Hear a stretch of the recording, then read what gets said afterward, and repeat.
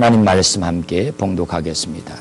마태복음 27장 45절로 46절 제가 봉독해 드리겠습니다. 제6시로부터 온 땅에 어둠이 임하여 제9시까지 계속되더니 제9시쯤에 예수께서 크게 소리질러 이르시되 엘리 엘리 라마 사박다니 하시니 이는 곧 나의 하나님 어찌하여 나를 버리셨나이까 하는 뜻이라. 아멘. 엘리 엘리 라마 사박다니라고 하는 제목으로 함께 말씀 듣습니다. 우리는 자녀들을 제가 각 이렇게 양육해 보았기 때문에 한 번쯤은 이런 느낌을 받을 때가 있습니다. 자녀들이 학교에서 시험을 치르는 기간, 중간고사 혹은 기말고사, 미드텀, 파이널텀 이게 있는 때 보면 우리 자녀들이 보이는 반응이 조금 제가 한 두 종류로 나타납니다. 그날 시험 치는 과목을 준비를 잘 한 경우, 자신이 있을 경우는 시험이 안 됩니다. 왜냐하면 실력을 드러내 보일 기회이니까 당당하지요. 그런데 좀 준비가 잘 안 된 과목일 경우 어떨까요? 평소 늘 건강했는데 그날 아침만 되면 머리가 지끈 아픕니다. 그래가지고 쪽지 써달라고 해요. 오늘 도저히 학교를 못 갈 것 같아요. 원래는 약간의 꾀병도 좀 들어있는데 부모나 선생님도 압니다. 왜 자기들도 다 옛날에 해봤기 때문에 그래가지고 받아줘요. 네. 준비가 안 되니까 시험이 부담이 되는 거예요. 여러분, 온 인류 역사의 가장 큰 문제, 가장 큰 시험은 인간의 죄를 정리하는 문제였어요. 그러니 하나님이 나서지 않으실 수가 없었죠.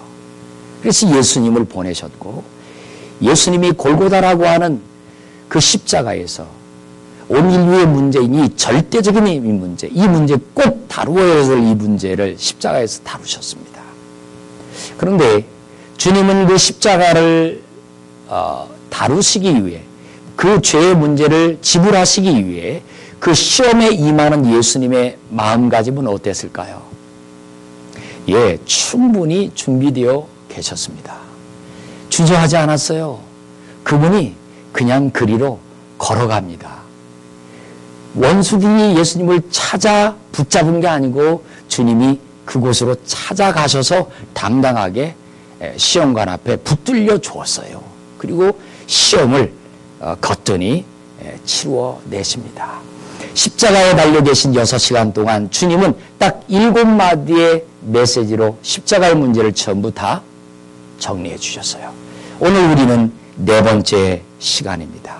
이미 지난 시간에 하나님께서 예수님에게 그 십자가의 문제를 다룰 수 있도록 그 마지막 시험, 이 인류 역사의 이 마지막 시험을 주님이 어떻게 치루어 내셨는가, 그리고 그건 도대체 우리에게 무슨 유익이 있고 그것이 우리에게 실제가 되면 어떠한 역사들이 나에게 나타나는가, 이게 궁금한 것입니다. 분명히 그만큼 중요한 시험 이 일을 그렇게 완성하시고 집을 다 끝내신 다음에 우리가 누리게 하셔야 할 그 일은 그만큼의 큰 사랑, 그만큼의 큰 역사만큼 우리가 누려야 할 것도 크다는 것을 이미 알아야 합니다. 할렐루야. 그래서 어찌 보면 예수님의 그 마지막 시험의 모습이 굉장히 비극적인 것 같고, 그분의 삶 전체를 짤막하지만 33년밖에 살지 않았는데 그렇게 좀 평탄하지 못하신 것 같고, 너무 가난하신 것 같고, 너무 참 무너짐과 외로움과 고독 속에 완전히 갇혀 사신 것 같단 말이에요. 그런데 그분의 그 마지막 모습의 내용 속에서 저와 여러분들로 하여금 무언가 배우고 또 알게 하시려고 하는 중요한 것이 있다는 사실이에요. 예수님의 전생애를 놓고 보면 그 중심 속에 아주 중요한 것 하나를 꿋꿋하게 목적을 담고 가시고 계시는 것이 있는데, 그게 뭐냐면 저와 여러분의 삶을 어두운 가운데, 고독 가운데, 가난함 가운데 살던 우리의 삶을 완전히 바꾸어서 빛 가운데 풍요로움 가운데 능력 있게 살 수 있도록 하기 위한 그 일을 지금 이 마지막 시험 속에서 다루고 계셨다라고 하는 사실입니다. 믿으시면 아멘 하시기 바랍니다. 그래서 여러분 십자가를 바라볼 때 우리는 줄기 드는 게 아니에요. 그 뒤에 숨어서 가까스로 내가 신앙생활을 겨우겨우 해내는 게 아니에요. 어떻게 하면 시험에 걸려 넘어지지 않고 그냥 나 하나의 신앙 겨우겨우 지탱하면서 살아가야 되느냐, 그런 거 아니고요. 예수님처럼 당당하게 십자가를 향하여 삶을 감당하고 그 어려운 역경과 시험을 당당하게 이겨내고 오히려 그 시험거리가 있는 곳에 일부러 찾아가서 그 속에 내 삶을 던져놓고 시험에 빠진 사람들도 깨어날 뿐만 아니라 나도 이기고 남도 이기게 할 수 있는 이 놀라운 비밀이 이 십자가의 정신이요, 십자가의 진실이라는 사실입니다. 그러므로 우리는 더 이상 의기소침하게 사는 존재가 아니에요. 당당하게 사는 것이에요. 네. 어떤 사람들은 십자가를 바라보면요, 사람 죽이는 사형의 형틀로 봅니다. 그런데 왜 우리의 눈에는 그 십자가가 사랑이요, 따뜻함이요, 기쁨이요, 감격입니까? 이게 다른 거예요. 다른 거예요. 그런데 우리가 참 가슴 아픈 것은 그 십자가의 진실을 우리가 너무 모르고 있다는 거예요.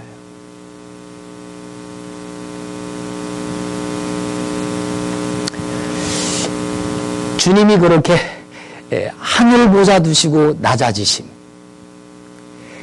그렇게 가난해지심, 모든 것 다 가지신 그분이 그렇게 가난해지심, 말 구유에 들어 누우심,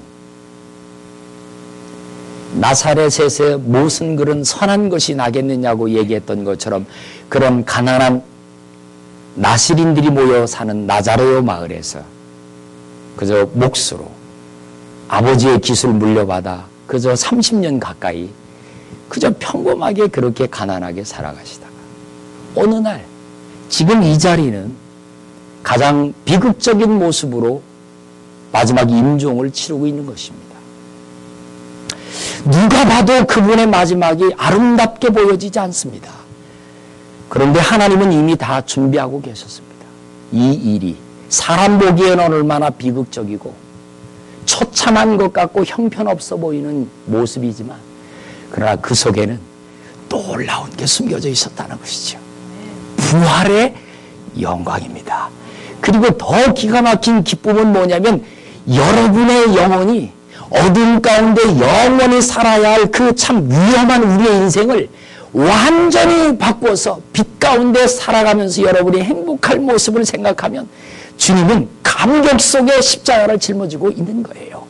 지금 몸은 아프고 온통 그 침묵 같은 그 고통 속에서 괴로워하고 몸부림칠 수밖에 없는 건 사실입니다. 그러나 그 내면 속에 감춰두고 아직까지 드러내지 못하고 지금 꾹꾹 눌러 참고 있는, 말하고 싶어서 견딜 수 없는 그 주님의 엄청난 비밀, 하나님의 나라의 낙원을 그 한편의 강도로 하여금 그 자리에서 열어주시고 네가 나와 함께 낙원에 있으리라 이러고 싶은 이 이야기 막 쏟아주고 싶은데 그 십자가에서는 그거 하실 수가 없거든요. 십자가에서 하실 일은 지금 이 7마디예요. 요 이야기만 하시고 숨을 거두시고 그 다음에 하나님이 이제 일을 일으키시는 것이죠. 그 일을 위해 주님은 철저히 자기 자신을 고독하게 한적한 곳에서 광야 40일부터 한적한 곳에서 정말 홀로 그렇게 살아가셨어요. 제자들이 있었지만 정말 마지막 임종의 자리로 나아갈 때는 12명의 제자들, 아니 더 많은 스스로 된 제자들이 다 주님을 떠나가죠. 예, 그렇게 환영했던 그들이 어느 날 예수님을 십자가에 못 박으라고 함성을 함께 질러댑니다. 12명의 제자들 가운데도 겟세마네 동산 마지막 만찬 이후에 남은 제자들은 어디로 갔습니까? 3명의 베드로, 야고보, 요한만 겟세마네 동산에 함께 동행합니다. 군병들이 가서 예수님을 붙잡아서 이제 사내들인 공회당으로 가 재판을 치르려고 할 때에 그때는 또 한 제자가 어디로 가고 없습니다. 야고보입니다. 베드로와 요한만 주님의 뒤를 조금 앞서거니 뒤서거니 따라가죠. 그런데 거기서 그 제자들은 뭐 했어요? 예수님을 배반하고 맙니다. 주님은 철저히 혼자가 되어져 가고 계셨던 거죠. 재판이 끝나고 사형수가 되어주고 난 다음에 주님은 완전히 정말 혼자이셨어요. 요한도 베드로도 다 주님 곁을 떠나버리고 맙니다. 성경에 그렇게 말씀했어요. 제자들이 다 나를 버리고 떠나가니라. 주님은 십자가에 홀로 달려 계셨습니다. 그때에 한 제자, 주님이 사랑했던 그 요한이 회개하고 돌아와 그 십자가 아래 그 어머니와 함께 서 있는 모습을 보게 됩니다. 자, 그런데 오늘 성경에서 보면요, 예수님께서 철저히 십자가로 달려가시는 동안 저와 여러분들에게 남겨놓는 아주 중요한 영적 문제를 풀어내는 열쇠 같은 메시지를 몇 가지 우리에게 던져줍니다. 이 장면에 대해서 선지자 이사야가 이렇게 예언하고 있습니다. 이사야 53장 7절, 그가 곤욕을 당하여 괴로울 때에도 그 입을 열지 아니하였으며 마치 도수장으로 끌려가는 어린 양과 털 깎는 자 앞에서 잠잠한 양같이 그 입을 열지 아니하였도다. 주님이 그렇게 부끄러움을 당하셨습니다. 주님은 그렇게 수치스러움을 당하셨습니다.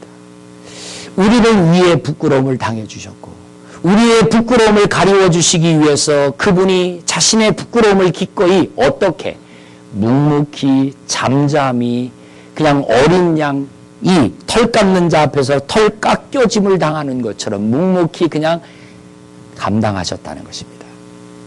자신의 옷이 찢겨져 나가는데도 저와 여러분을 의로운 옷으로 입혀주시기 위해서 조금도 자신의 부끄러움을 개의치 아니하셨다는 것입니다. 이것이 십자가의 진실을 만난 성도의 그 다음의 모습이어야 될 것이에요. 우리가 교회를 든든히 세워가기 위하여 건강하게 우리가 헌신할 수 있습니다. 그런데 여러분, 우리의 모든 삶이 늘 항상 그렇게 견고하고 든든할까요? 때로는 큰 파도에 의해서 무너지는 어떤 부분들이 있을 수 있습니다.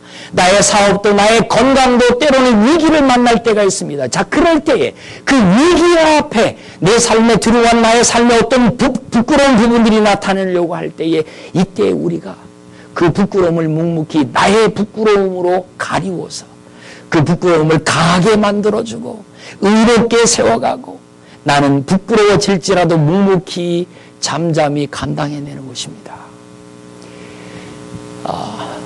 우리 교회가 여러분이 섬기는 여러분들의 공동체가 건강하고 따뜻하게 느껴지고 있는 이유는 여러분 가운데 누군가는 완벽할 수 없는 우리 공동체에 관한 부분들을 누군가는 묵묵히 그걸 감당해내기 때문에 그래요. 약하고 부끄러운 부분들을 말하기보다는 묵묵히 그걸 몰래 참 정말 은혜롭게 그걸 묵묵히 감당해내고 있기 때문에 교회가 따뜻한 느낌으로 은혜로운 느낌으로 우리가 세워져 가고 있다는 것입니다. 우리 주님이 그렇게 하신 것처럼 우리도 부끄러움 아랑곳하지 않고 누군가를 잘 가리워주고 세워주시기를 주의 이름으로 축원합니다. 오늘 네 번째 말씀 속에서 주님이 우리에게 값으로 지불하고 하시고 계시고 있는 그 십자가의 지불, 십자가에서 완불하고 있는 내용이 또 한 가지가 있어요. 우리의 부끄러움을 지난 주일날 다 가리워 주셨고 오늘은요, 어찌하여 나를 버리시나이까 라고 하는 단어 속에 그 비밀이 있습니다. 주님이 우리를 위해서 치르고 계시는 값이 뭐냐? 바로 저와 여러분들이 이 땅에 살면서 버림받고 거절당하고 외롭게 정말 소외될 것을 이미 주님이 아시고 주님께서 그 죄값, 그 죄의 값을 지옥으로부터 하나님을 위해서 완전히 버림받은 사람들이 지옥에 들어가는 것입니다. 그런 것처럼 하나님께서 오늘 이 시간 예수님을 버리심으로 우리가 이 땅에 살면서 버림받고 소외되어질 그 모든 값을 지불하고 계셨다는 사실입니다. 여러분, 죄인이 감옥에 갇히는 이유는 뭡니까? 감옥에 집어넣고 죄의 경중에 따라서 그 감옥에 머무르는 시간이 다르고 어디에 어떤 환경 속에 있느냐가 다릅니다. 사형수는 입는 옷부터 달라요. 그리고 들어가는 독방이 또 다르고요. 빛이 하나 아까 그저 창문 조그만한 곳에 그렇게 고통스럽게 있게 함으로 그 다음에는 더 이상 죄 짓지 말라 이런 가르침과 교도 때문에 감옥에 들어가는 거 아니겠어요? 여러분 그렇기 때문에 예수님께서 십자가에서 바로 그 우리의 죄값을 치르기 위해 지옥의 죄값을 다 담아내고 계신다고 하면 일반 한 사람이 사형수로 죽어가는 죄의 그 값을 지불하는 어떤 독방보다도 훨씬 무거운 죄의 값과 죄의 값을 치르는 시간과 그 무거움과 상황이 다르다라고 하는 것을 아셔야 합니다. 주님이 치르신 값이 달라요. 주님이 치르신 영원한 시간이 달라요. 주님이 치르신 죄의 무게가 달랐다라고 하는 것이에요. 자, 그것이 도대체 어떻게 지금 이 십자가에서 다루어지고 있는지 두 가지 단어를 제가 설명해 드리려고 합니다. 자, 45절 말씀인데요. 제6시로부터 온 땅에 어둠이 임하여 제90까지 계속되더니 한번 따라할까요? 온 땅에 어둠이 임하여 사형수는 독방이라고 하는 어두운 상황, 무거운 상황 속에서 값을 치르겠지요. 우리 예수님께서 십자가에서 저와 여러분의 온 인류의 죄의 값을 치르실 때 주님이 어느 상황 속에서 계셨느냐면 바로 그 십자가라고 하는 곳에서 그것도 어두운 가운데라고 하는 것이었습니다. 이 어두운 가운데는 3시간이라는 시간이었지만 그 3시간이라고 하는 어두움의 시간을 통해서 예수님은 온 인류의 영원한 시간을 다루고 계셨습니다. 예수님께서는 1000년도 하루처럼 다루실 수 있는 분이세요.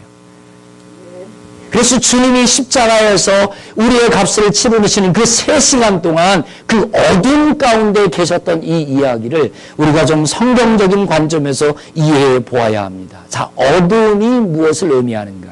마태복음 25장 30절 보면요. 1달란트 받은 이 무익한 종을 바깥 어두운 데에 내쫓으라. 바깥 어두운 데 내쫓으라 그랬습니다. 여기서 말하는 어두움은 바로 원수들이 가고 정말 무적행과 같은 음부의 어두움을 말합니다. 그런데 여기서 여러분 우리가 하나 밑줄을 긋고 잊지 말고 여러분 되새겨야 할 아주 중요한 단어 하나가 나오는데 거기서 다시 말하면 바깥 어두운 데서 슬피 울며 이를 갈미 있으리라 고 하는 것입니다. 어두운 것은 어떤 것일까? 이 지옥, 다시 음부, 무적행은 어떤 것일까? 슬피 울며 이를 갈미 있는 곳이다. 주님께서 십자가에서 우리의 값을 다루실 때 그는 아파하셨습니다. 정말 질병과 그 고통과 그 통증으로 굉장히 고통스러웠고 신음하실 수밖에 없었을 것입니다. 그런데 여러분 이 지옥이라고 하는 것이 어떤 것이냐? 정말 비명소리가 있는 것인 거예요. 그 절망하는 고통 때문에 신음하는 소리가 있는 것이에요. 그 다음에 하나 우리가 놓치지 말아야 할 아주 중요한 소리 하나는 뭐냐면 이를 가는 소리라는 거예요. 이를 가는 소리. 제가 이 말씀을 지난 수요일에 묵상하다가 새벽에 이를 가는 슬피 울며 이는 슬피 우는 것도 너무 은신연스럽고 참 괴로운 소리인데 슬피 울면서 이를 간다고 하는 게 너무 가슴에 아려오더라고요. 그래서 제가 그날 아침부터 틈틈이 생각만 나면 이를 한번 갈아봤어요. 이를 부드득 하고 이를 갈아봤다니까요. 그런데요 정말 이를 갈고 싶어도 갈아지질 않아요. 왜? 입이 다 갈려 있어가지고 소리가 잘 안 나는 거예요. 근데 어떻게 한번 소리를 내가지고 뿌드득 하는데요. 계속 듣기에는 정말 고통스러울 것 같아요. 그런데 지옥은 어떤 곳이에요? 그 이를 가는 소리가 가득하고 영원히 들어야 할 소리예요.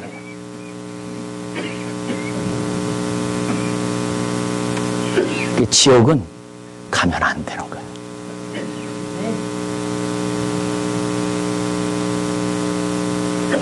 얼마나 지옥의 어두움이 고통스러우면 그 속에서 이를 갈겠냐는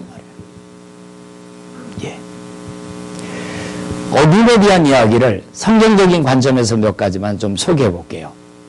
그러면 조금 더 훨씬 이 마음에 와닿을 것 같아요. 창세기 1장 2절입니다.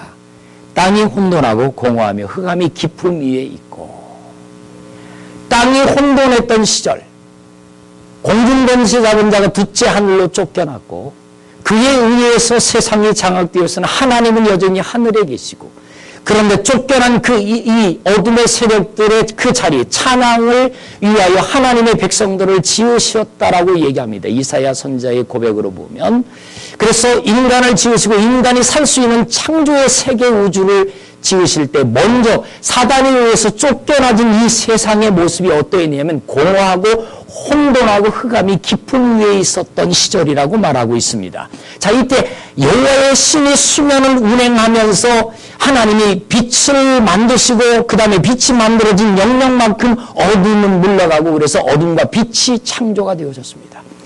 하나님은 빛의 영역이고요, 사단은 어둠의 영역이었던 것입니다. 어둠은 사단이 머물러 살아가는 것이고 빛은 하나님의 사람들이 머물러 살아가도록 지어주셨습니다. 에덴 동산에서는 그래서 어둠이 없었습니다. 에덴 동산에서는 하나님의 빛이 역사하는 것이었기 때문에 나무에 의해서 그늘 짓는 것조차도 없었습니다.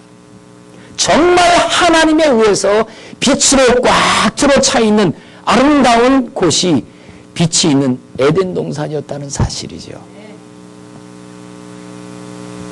자, 그런데 흑암이 깊음 위에 있었던 세계를 하나님의 빛의 세계와 어두움의 사단의 세계를 구분을 해 놓으셨는데, 어둠이 여전히 어둠 속에 머물러 살아가면서 빛에 있는 아담과 하와를 어둠 속으로 끌어들인 것이지요. 그리고 사람에 의해서 태어나는 모든 인류는 어둠 가운데서 태어나게 만들었습니다. 이것이 사단의 첫 번째 역사였어요. 작용이었어요. 아주 나쁜 짓이었어요. 자, 이것에 대한 것을 주님이 창세기 3장부터 이제 어둠 가운데 태어난 여자의 후손들을 빛 가운데로 다시 재거듭나도록 하기 위해서 십자가의 사건을 지금 만들어 가시는데, 그 사이에 어둠에 대한 이야기를 두 가지 아주 중요한 성경적 사건을 통해서 우리에게 도전합니다. 출애굽기 10장 21절 23절 들어보세요. 여호와께서 모세에게 이르시되 하늘을 향하여 너의 손을 내밀어 애굽 땅 위에 흑암이 있게 하라. 따라합시다. 흑암이 있게 하라. 그리고는 그 뒤에 곧 더듬을 만한 흑암이니라. 앞이 보이지 않아서 더듬을 만한 흑암이니라. 22절에 보니까 모세가 하늘을 향하여 손을 내밀매 깜깜한 흑암이 3일 동안 애굽 온 땅에 있어서 그동안은 사람들이 서로를 볼 수 없으며, 밑줄 그어 놓으세요 여러분. 서로를 볼 수 없으며, 그 다음에 처소에서 일어나는 자가 없을 때 온 이스라엘 자손들이 거주하는 곳에는 빛이 있었더라. 할렐루야. 하나님에 속한 백성들은 빛이 있었는데요, 하나님께 속하지 않은 사람들은 어두움 가운데 있었습니다. 저는 여기서 한 가지 중요한 것을 깨닫게 되었어요. 여러분, 지옥은 어두움이 있는 곳은 어떤 곳일까? 서로를 볼 수 없는 곳이다라고 하는 것입니다. 지옥은 어떤 곳입니까? 서로를 알아볼 수 없는 곳입니다. 이를 가는 소리, 슬픔의 소리, 비명의 소리, 신음의 소리는 들려오는데 서로가 절대 없습니다. 함께 고통을 받는 시간으로 인하여 저 사람도 당하고 있으니 나도 당하고 있는 거야, 이러한 것조차도 서로 이해할 수 없는, 철저히 서로 볼 수 없는, 완전히 고립된, 홀로 더듬거리면서 살아가야 할 엄청난 외로움과 고독이 있는 것이 바로 이 지옥인 것입니다. 이 사건은 부분적이었어요. 사흘만 걸었어요. 사흘만. 그럼에도 불구하고 그들에게는 엄청난 어려움이 오게 되어집니다. 그래서 이스라엘 백성들을 나가라고 얘기해 줬던 거예요. 이 사흘간의 어둠이 언제까지였어요? 바로 어린 양인 유월절 양이 죽어 문설주에 피 발라지는 사건 바로 전까지. 그런데 여전히 어둠 가운데 살았던 애굽의 사람들에게 그들이 빛 가운데로 나오지 못하고 어둠 가운데 머물러 있으므로 그 다음에 당한 어려움이 뭐죠? 장자의 죽음입니다. 이스라엘 백성들은 좌우의 문설주에 양의 피를 바른 그들에게는 흑암의 권세가 지나갑니다. 이것이 유월이라고 pass over 한 거예요. 여러분, 이 십자가에서 우리 주님께서 뭔가 다루고 계시는 이 어둠 속에서 다루고 계시면서 주님이 친히 어린 양의 제물이요, 그 다음에 양이 제물 되어진 사건을 통해서 장자이신 그리스도께서 죽으심으로 어떻게 합니까? 온 인류를 전부 살려내시는 것입니다. 이게 마지막 유월절이었습니다.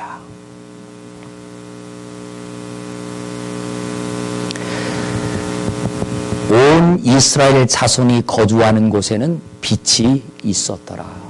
이 사건 이후로 한참 있다가 요나 1장 17절에 보면 이와 비슷한 원리의 한 사건을 우리에게 또 조명해주고 계세요. 요나 1장 17절 이하에 큰 물고기를 예비하사 요나를 삼키게 하셨으므로 요나가 밤낮 3일을 물고기 뱃속에 있으니, 요나 2장 2절에 내가, 여기 요나가 스스로 말합니다. 내가 스올의 뱃속에서 부르짖었더니, 이게 스올의 뱃속이라고 하는 말은 사람이 죽어 들어가는 무덤을 가리킬 때 스올이라고 표현합니다. 바로 이 죽어가는 것 어두움, 이것은 지옥인 것이죠. 이 스올의 뱃속. 그런데 요나 2장 3절에 가보면 주께서 나를 깊은 속 바다 가운데 던지셨다. 물고기 뱃속만도 스올인데 그 물고기가 바닷속 깊은 속에 들어가게 만들었고, 그 다음에 그 이후로 또 나오는 것이 뭡니까? 6절에 보면 내가 산의 뿌리까지 내려갔사오며, 산의 뿌리, 산에 있으면 그 뿌리까지 내려갔사오며, 그리고 땅이 그 빗장으로 나를 오래도록 막았다 그랬어요. 땅 속에, 그 땅 뿌리 속에 갇혀가지고 올라오질 못하고 있었다는 것입니다. 이걸 좀 어떤 과학적인 의미를 좀 부여해서 생각해 보면요, 그 물고기 뱃속에서 들어가가지고 핵잠수함도 물 깊이 들어가는데 이게 그 수압 때문에, 압력 때문에 들어가는 게 한계가 있는데요, 이 요나가 물고기 뱃속에 들어가가지고 거기서 어두운 것도 어두운 거지만 그 수압, 땅 가장 깊은 밑바닥에 들어갔을 때 그거 얼마나 고통스러웠을까요?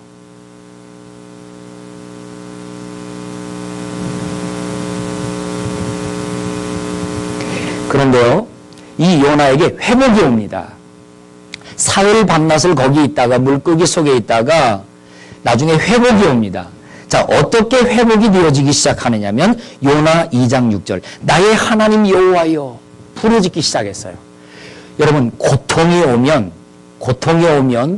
어두운 가운데 우리가 혹시 잠깐 동안 머무르게 되면 이때 우리는 지체하지 말고 여호와 나의 하나님이여 부르시기를 바랍니다. 요나가 이것을 우리에게 지금 가르쳐주고 있습니다. 나의 하나님 여호와여.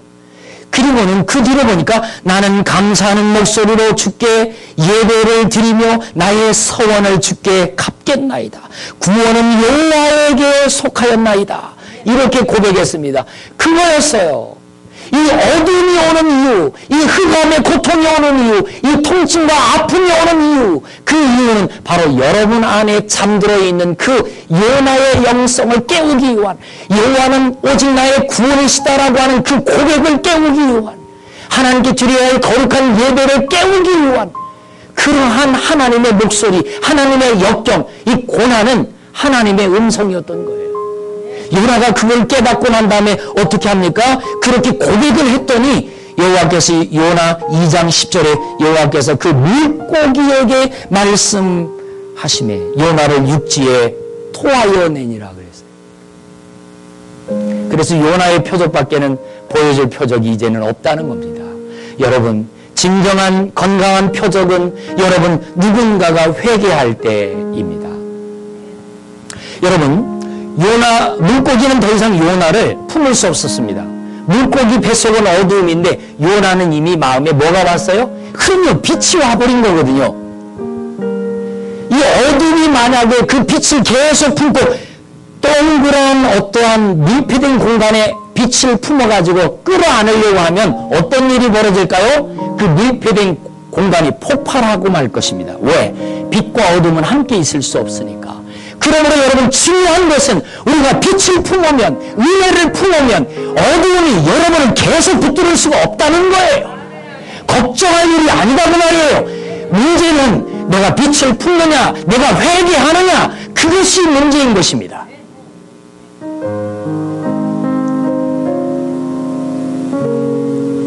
그러므로 이제로는 결단해야 합니다. 성도는 어둠의 성질을 가지고 있는 존재가 아니에요. 빛의 성질을 가지고 있어요. 햇살 같은 사람들이 모인 우리 헤어론교회.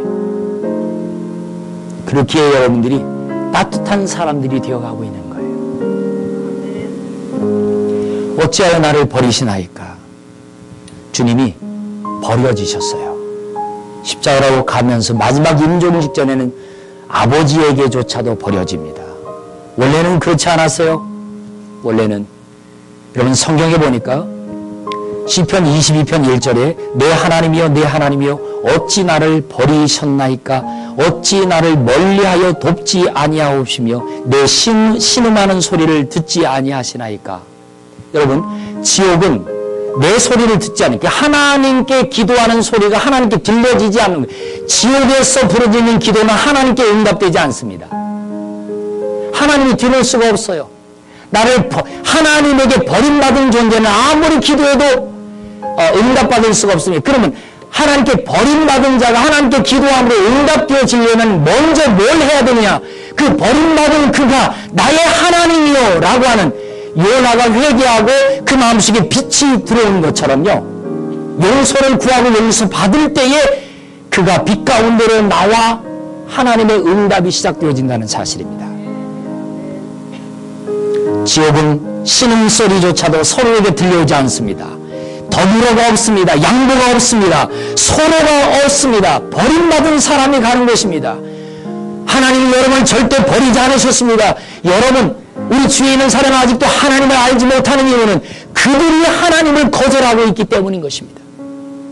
다만 우리가 그들 속에 뛰어 들어가야 합니다. 어둠 가운데 있는 그들 속에 우리가 뛰어 들어가서 어둠 가운데 있었던 우리 속에 주님이 오셔서 십자가 지고 죽으신 것처럼 우리가 그들 속에 들어가 우리의 정말 거룩한 희생을 통해서 그리스도의 부활을 그들에게 보여줘가지고 그의 영혼이 살았고 운동력 있게 만들어 주어야 되는 것입니다.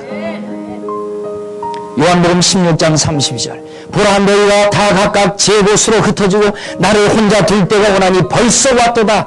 그러나 내가 혼자 있는 것이 아니라 아버지께서 나와 함께 계시느니라. 제자들이 다 주님을 버리고 떠나갔습니다. 여러분이 때로는 일터에서 버림받을 수 있습니다. 직장으로부터 여러분이 거절될 수 있어요. 여러분 늘 건강했던 그 건강이 여러분을 거절할 때가 있어요. 그래서 여기저기 아픔을 줄 때가 있어요. 그럴지라도 어차피 주님이 십자가에서 다루신 이 여러분이 고통받아야 할 시간을 반드시 다루셨으니까 이 고통도 끝나는 날이 올 거예요. 결국 죄의 삭은 사망이에요. 그래서 죽으면 결국은 끝나는 거예요. 곧 죽기까지 우리가 어떻게 그 시간을 다루며 살아야 할까? 빛을 품고 살 것인가? 어둠 가운데서 살 것인가? 불평하며 아파하며 남을 정말 괴롭게 하면서 살 것인가? 아니면 남을 세우고 복되게 하면서 살 것인가? 이것은 우리가 결심해야 하는 것입니다. 아버지가 나와 함께 계시느니라. 그런데 십자가에서 마지막 운명하시기 바로 직전에는 아버지에게서조차도 예수님이 버림을 받으십니다. 왜 그럴까요? 저와 여러분의 죄를 그렇게 멀리 하나님에게서 완전히 멀어지게 만들어야만이 되기 때문입니다. 그 죄의 값을 지옥에다가 가둬놓고 다시는 뛰어 올라와서 여러분의 삶을 어둡게 만들지 않게 하기 위한 것입니다.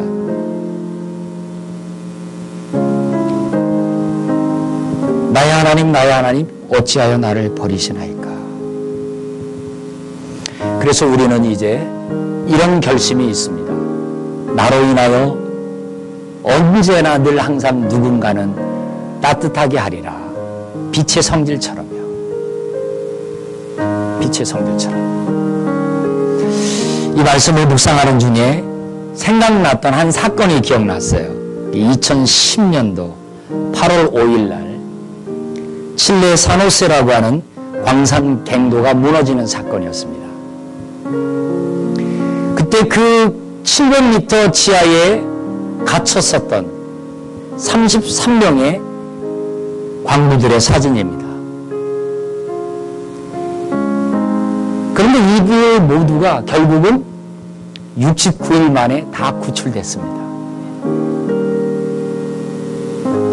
전 세계가 희망을 보냈어요. 근데 69일 만에 구출되는 희망의 이야기가 있기 바로 전까지 근 16일 동안은 정말 지옥을 경험했다는 것이죠. 자, 어떻게 이 33인의 사람들이 구출되어서 희망을 얻게 되었을까의 이야기를 제가 세 가지로 정리를 해볼게요. 첫째 날로부터 16일까지 그들은 정말 지옥이었다고 합니다. 70만 톤의 암석과 토사들이 무너져 내렸습니다. 지하 700m에서 빛도 없습니다. 모든 것이 차단되었습니다. 그런데 그들이 16일을 살아냅니다. 지상으로부터 그 캡슐을 집어넣어서 그 사람들과 교통이 되어지기까지 쪽지가 주고받고 올리워질 때까지 16일 동안 그들은 정말 칠흑 같은 어둠이었다고 합니다.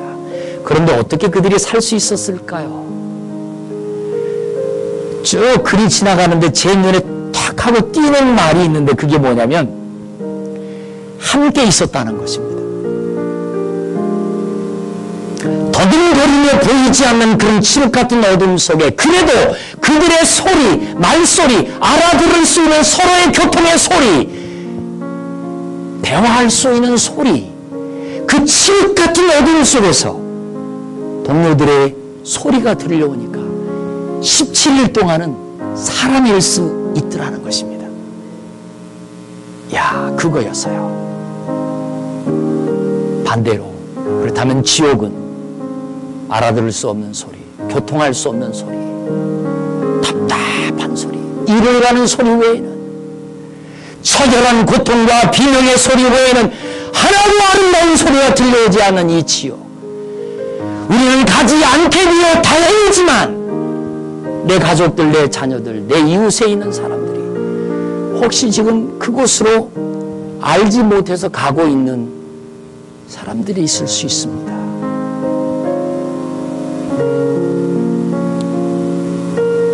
서로가 있었기 때문이었고요.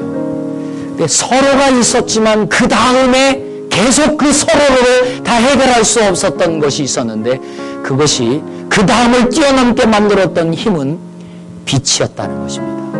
16일째 캡슐이 들어오고 빛이 들어와서 빛이 밝혀지면서 거기서부터 한 사람 한 사람씩 구해지기 시작하는데 그날로부터 근 2달 가까이 사람을 구해내기 시작합니다. 69일 만에 33명 모두가 다 구출되었습니다. 서로 그리고 빛. 빛이 들어왔으나 지상으로부터 오고 가는 소식, 작은 쪽지. 맨 처음에 지하 갱도에 갇힌 사람이 지상으로 올린 첫 번째 쪽지는 그거였다고 합니다. 33명 모두가 살아있습니다. 네. 그들을 구해내는데 삶을 다할 수 있었습니다. 그럼요. 우리 하나님께서 예수님을 땅에 보내시고 이 죄의 칠흑 같은 어둠 속에 갇혀버린 우리를 하늘과 땅을 연결하는 캡슐과 같은 십자가를 세워주시고 주님이 달려 죽으시고 이제는 인자된 여러분을 오르락내리락 할 수 있도록 역사해 주셨어요. 쪽지, 생명의 빛이신 이 말씀이 여러분의 영혼을 지금 살려내고 있는 거고요. 여러분이 빛되게 살아가고 있는 그 힘과 능력이 알고 보니까 여러분 안에, 여러분이 거듭난 그 영 안에 예수 그리스도가 십자가에서 다루신 지옥의 죄값을 여러분 위해 청산해 주신 것이 여러분에게 누려지고 있기 때문에 여러분의 삶이 고단하고 어려움이 와도 이렇게 이겨내고 있는 거예요. 그렇게 승리하는 거예요. 나 혼자의 승리만이 아니라 누군가를 또 살려내려고 여기저기 살피면서 오히려 어려움 가운데 있는 사람 속에 뛰어들어가서 그 사람을 일으켜 주려고 하는 거예요. 그러니 하나님이 여러분을 사랑하지 않을 수가 없는 겁니다. 에베소서 2장 14절로 16절. 그는 우리의 화평이신지라 둘로 하나를 만드사 중간에 막힌 담을 허시고 원수된 것 곧 의문에 속한 계명의 율법을 자기 육체로 폐하셨으니 이는 이 둘로 자기 안에서 한 세 사람을 지어 화평하게 하시고 또 십자가로 이 둘을 한 몸으로 하나님과 화목되게 하려 하심이니라. 기도하겠습니다.